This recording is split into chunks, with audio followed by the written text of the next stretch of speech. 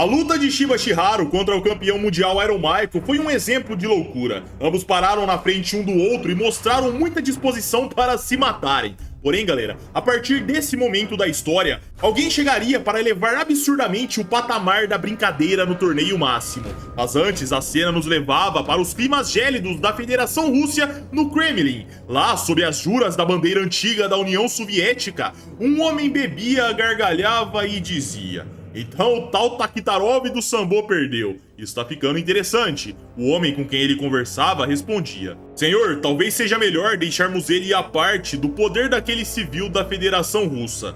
O homem que bebia questionava: "Mas o que Garland pensa sobre isso?" Era respondido: "O representante russo foi derrotado, então parece que ele vai considerar entrar na vaga que se abrirá nesse torneio." O líder abria um sorriso e dizia: "Garland, Garland, o homem que não consegue parar de lutar. Ele que começou há 20 anos atrás e hoje ostenta 600 lutas sem perder uma única vez." A cena voltava para o Japão, lá Shiba gritava pois Tokugawa relava no braço dele e nos era mostrado o estado deplorável do lutador na maca. Shiba respirava fundo com muita dor e Tokugawa dizia: "Receio que você não poderá continuar. Não permitirei que um assassinato em público aconteça na minha arena." Shiba dizia com dificuldade: "Ei, velhote, eu posso continuar, pô." Tokugawa sorria vendo aquela força de vontade, olhava pra frente e a cena cortava para momentos depois, onde ele corria pelos corredores extremamente animado e divagava. Muito bem, tudo já está resolvido. A razão que ele tinha para se recusar a lutar já não existe mais. Então venha, Alexander Garland. Tokugawa chegava até uma porta e ia até ela ansioso, mas nessa hora a porta era arrancada e alguém passava sendo lançado contra a parede, quase acertando o próprio ancião. O jogado caía de cabeça e Tokugawa percebia, aquele era Takitarov. O ancião entrava com receio chamando por Garland e um homem enorme e sem roupa dizia: "Mr. Tokugawa, abra minha vaga agora." Tokugawa tremia, aquele monstro o encarava com sua aura saindo e nos era mostrado. Em seus punhos haviam correntes. Ele se aproximava de Tokugawa e continuava: "Mr. Tokugawa, eu estava errado. Permiti que aquele menino insignificante do Takitarov representasse a mãe Rússia." Ele esticava os braços, quebrava as correntes e continuava: "Junte todos os lutadores restantes na sua arena. Mostrarei-lhe a maior força dos russos, os jogando para a própria morte." Tokugawa gelava e a cena cortava para um carro, rasgando o clima gélido da Rússia. Dentro do automóvel haviam 3 homens. Lá o líder que havíamos visto anteriormente continuava se embebedando e dizia: "Não consigo me controlar. Preciso ver isso ao menos uma vez por semana." Seu companheiro ao lado dizia: "Sinto-me exatamente como você, senhor presidente." A cena cortava para eles estacionando ao lado de uma casa, entrando no local e logo na entrada, galera, havia uma bota enorme. E o presidente dizia: "Vejam essas botas de trabalho ridiculamente gigantes, o dobro do meu sapato, e olha só pra isso. Dá pra acreditar, meu caro Makoyev, uma picareta de 100 quilos." Makoyev se aproximava do objeto, analisava animado e o presidente alertava: "Tome cuidado, se isso cair em você e te esmagar, eu não poderei fazer nada." A cena cortava para os dois atravessando o clima gélido e o presidente dizia: "Aqui estamos. Garland fez isso sozinho. Sabe, Makoyev, sempre que vejo essa grande obra, eu sinto uma crença poderosa. Dessa crença, uma ideia surge. A ideia de que um dia a Rússia governará o mundo novamente. Ao ver isso, eu posso acreditar sem medo de falar que isso deixará de ser um sonho bobo." Makoyev dizia: "Tenho a mesma sensação, senhor presidente." A cena se afastava para uma cratera enorme onde o fim não podia ser visto e era exclamado: "Latitude 68, longitude 79, local de mineração de urânio da Federação Russa." A cena voltava para o Japão e lá lutadores olhavam algo impressionados. Kato até questionava qual era a altura daquele cara, mas alguns já o conheciam. Aquele era Garland. Alguém entrava em posição de sentido e quem fazia isso era o norte-americano Roger Harlon, que dizia: "Mr. Garland, é uma grande honra e um privilégio conhecer o senhor." Garland não respondia nada, apenas o encarava e diziam: espera aí, aquele não é o representante olímpico Roger Harlon? Respondiam: sim, eu me pergunto por que ele tá agindo assim, o que tá acontecendo? Garland encarava por um tempo, colocava a mão gigante na cabeça de Roger e dizia: eu conheço você, te vi lutar pelo Mundial de Wrestling há 2 anos atrás.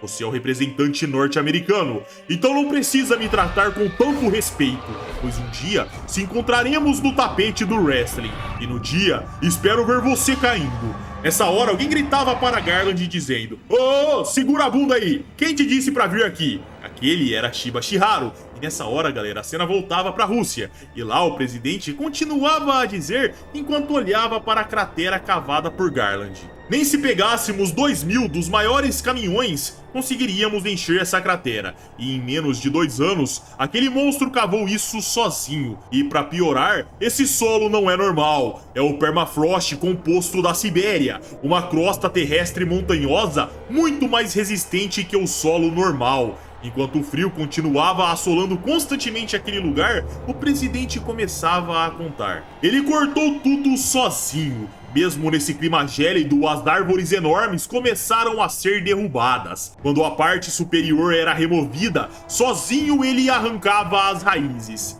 E a partir daí, cavava através da terra congelada. Makoyev indagava nesse momento: se me permite, senhor presidente, o que um humano solitário como ele pensa? O que alguém teria que dizer todos os dias para si mesmo para realizar um esforço inacreditável desses e sem propósito? O vento frio soprava enquanto a resposta do presidente era pensada, até que o líder dizia: patriotismo, meu caro Makoyev.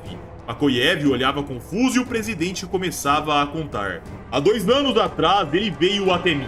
A cena entrava para o flashback onde Garland levava algemas enormes e dizia: coloque isso nas minhas mãos. O presidente mandava ele se explicar, Garland encarava motivado e dizia: meu desejo é servir, se submeter à mãe Rússia. Desejo provar que existo para servir a nação. A cena voltava para o presente, Makoyev suspirava ao ouvir aquela história e dizia: todos nós deveríamos ser tão leais. O presidente falava: nunca na história conheci um patriotismo como o de Garland. Makoyev dizia que ele também nunca tinha visto algo assim, e a cena voltava para Tóquio, onde Shiba gritava irritado enquanto se aproximava. Ele dizia: me responda uma coisa, porra! Quem diabos te deixou entrar aqui? Baki e Domo percebiam o clima esquentando e Garland respondia: acredito que foi você. Shiba dizia: ah, é sério, eu? Ele enfiava um pisão na perna de Garland na surpresa, Baki e os demais se surpreendiam. Porém Garland, galera, havia tomado um pisão limpo e sequer saído do lugar. Porém Shiba não temia, ele não recuava, ele se aproximava do gigante e continuava provocando. Acha mesmo que vou deixar você me passar pra trás? Quando Garland iria dizer alguma coisa, Shiba se aproximava o interrompendo, tentando ser ameaçador fisicamente, mas Garland o encarava sério e dizia: você não serve para lutar aqui. Um som de surpresa ecoava no ambiente e Shiba ia absorvendo aquelas palavras, até que ele ia abrindo um sorriso e dizia: ah, então vamos resolver essa porra agora. Ele lançava um cruzado que explodia na cara de Garland, mas nessa hora o fora da lei se chocava, pois a sensação era de bater numa rocha enorme e inabalável. Garland segurava o corpo de Shiba e no mesmo instante o lançava pra cima. O fora da lei cravava no teto e Garland eliminava a ameaça Shiba num único golpe. Todos que viam aquilo se surpreendiam. Só que nessa hora, alguém relava no trapézio de Garland. Era Hanayama que questionava: permita-me brincar também? Garland olhava levemente para trás sem dar muita bola para aquele monstro que estava entrando na briga e Hanayama jogava seu corpo para trás. Em seguida, golpeava com um swing assustador no meio da cara do gigante. Roger se chocava, Baki se surpreendia e Doppo absorvia tudo serenamente. Já o pilar da mãe Rússia tomava o golpe em cheio, as suas veias saltavam, e diferente do soco de Shiba, Hanayama fazia ele cambalear.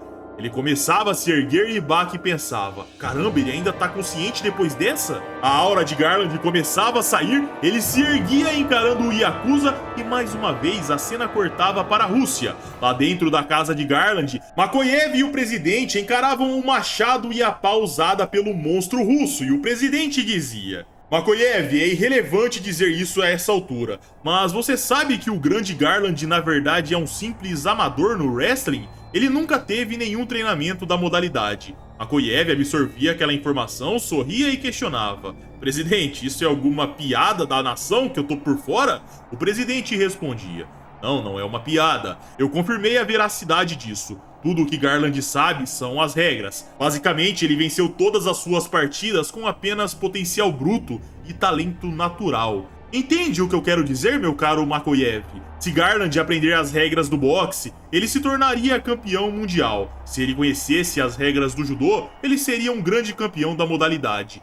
Mesmo vale pro sumô. O que eu quero dizer, no final das contas, é que Garland pode se tornar um grande campeão de qualquer estilo no dia seguinte se ele desejar. Makoyev tremia e falava: tem mais uma coisa, senhor. Olhando para os seus feitos de força, ele poderia se tornar um grande campeão mundial de levantamento de peso, quebrando todos os recordes da história. A cena voltava para Tóquio, onde o corpo de Shiba se desprendia do teto e caía no solo. Hanayama olhava preocupado com seu colega, só que nessa hora, as veias de Garland saltavam. Ele aproveitava para agarrar Hanayama e naquele instante que seu oponente se distraiu, foi o suficiente para ele lançar um suplex e fazer Hanayama explodir de cara contra o chão. E todos olhavam surpresos, pois os pés de Kaoru Hanayama, o lendário brigão, descia para o solo. E ele caía desmaiado e sangrando num único golpe de Garland. O gigante russo se erguia, todos olhavam preocupados e Shiba percebia. Seu ídolo fora derrubado com muita facilidade. O motoqueiro o encarava por um tempo até que se enfurecia e disparava para cima do russo. Maki fechava os olhos para não ver o que iria acontecer com ele e Garland encarava. Só que nessa hora, alguém colocava os dedos contra o pescoço de Shiba. A pressão daquele toque era tamanha que Shiba desmaiava. Quem havia feito isso era o participante Jack Hammer, que se aproximava de Garland e o encarava. Em seguida dizia: o maior monstro do wrestling moderno, Alexander Garland. Se você se autonomeasse o representante de toda a Rússia, ninguém poderia disputar por seu título. Garland o encarava com sua cara de poucos amigos e Jack continuava: você é o meu tipo. Sua estrutura óssea, músculos, tamanho, ficha no geral, eu gosto e admiro cada parte de você. Jack se virava, saía andando e alertava: mas isso vai acabar em breve. Basta esperar. E assim, senhores, o vídeo vai chegando ao fim. Galera, parando para fazer uma ligação com o futuro aqui, o Itagaki já tinha plantado a semente nessa época e a gente não tinha percebido. O Jack sempre admirou ser gigantesco, não apenas ser um monstro na arte do combate, mas sim aparentar ser um colosso. Eu particularmente não me lembrava desse diálogo do Jack falando da estrutura do Garland. Eu sei que muita gente vai ficar zoando aí, falando: o Jack disse que o Garland é o tipo dele, blá blá blá. E outra coisa que eu não posso esquecer de mencionar aqui, galera, é que Alexander Garland possivelmente foi inspirado em Alexander Karelin, sendo esse o maior lutador da história da luta greco-romana. Ele conquistou 4 apelidos: Russian Bear, Russian King Kong, Alexander o Grande e o Experimento. Alexander Karelin pegou o ouro nos Jogos Olímpicos de 1988, 1992 e 1996, e nos anos 2000 esse cara ainda pegou a prata, perdendo para um cara fantástico. Karelin possui assustadoras 887 vitórias e 2 derrotas, galera. Porém, essas 2 derrotas foram por um único ponto, ou seja, é um lutador assustador. É claro que Garland em Bach não busca uma grande fidelidade a Karelin, porém a sua aparência é sem dúvidas uma inspiração para esse colosso que chacoalhou o mundo no século passado. Mas enfim, comentem aí o que vocês acharam. Se curtiram, não saiam do vídeo sem deixar um like para ajudar o canal. Se inscrevam e caso queiram vídeos exclusivos, vocês já sabem, virem membro do canal. Tem muita luta boa de Kengan Omega que não deve absolutamente nada pra Bach. Então vão lá, aproveitem, tá 5 conto e vocês terão acesso a uma porrada de vídeo. Tem mais de 100 vídeos facilmente, então vão lá. Caso queiram bater um papo comigo, meu Twitter, Instagram vai estar aparecendo aqui na tela e é isso aí. Pessoal, um abraço, fiquem com Deus e tamo junto.